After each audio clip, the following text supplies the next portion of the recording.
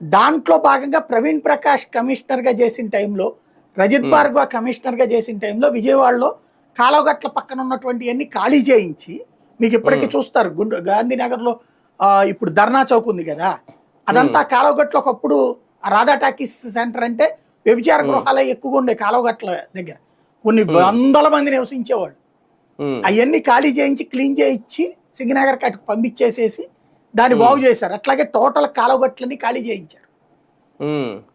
కానీ అవేం చెయ్యాలి, ఇప్పుడున్న ఈ బందర్ రోడ్ల తరహాలో బలిసిన వాళ్ళకి ఇవ్వకూడదు. బలిసినోడికి మాత్రం కాలువగట్ల దగ్గర పెద్ద పెద్ద బిల్డింగ్లు కట్టుకోవచ్చా? ఇదే ఇక్కడ వచ్చేటప్పటికి లేబర్కి వచ్చి కరెక్టే, లేబర్ నీళ్ళు మురికి వెళ్తే ఏళ్ళై మరి మురికి నీళ్ళు కాలువలోకి కాకుండా ఏమన్నా పన్నీరు అవుతాయే ఏంది ఎవరిదైనా సరే. అట్లాగేమన్నా కట్టుంటే మనం చెప్పలేం. ఇంకోటి ఆ వార్తలో ఒక అయోమయం ఉంది. ఒకటి కాలువగట్లు శ్మశానాలకి 2 రకాలు ఉంటుంది. ఉన్న శ్మశానాన్ని ఎవడు పగలగొట్టేవాడు, భవిష్యత్తులో శ్మశాన అవసరాల కోసమని స్థలం ఏదన్నా నోటిఫై చేస్తే అక్కడ శ్మశానం గనక ప్రిపేర్ చేయకపోతే దాన్ని క్యాన్సిల్ చేసి ఇచ్చేటటువంటివి ఉంటాయి. అట్లాంటిదా? ఎందుకంటే వీళ్ళు వార్తలో ఒక ప్రిజుడిస్తో రాశారు.